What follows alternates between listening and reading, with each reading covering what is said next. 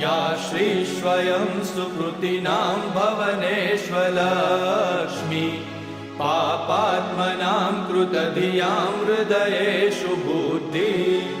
श्रद्धा सतां कुलजनप्रभवस्य लज्जा तां त्वां नताः स्म परिपालय देवि विश्वम् किं वर्णयाम तव रूपमचिन्त्यमेतत् किं चातिवीर्यमसुरक्षयकारि भूरि किं चाहवेषु चरितानि तवानियानि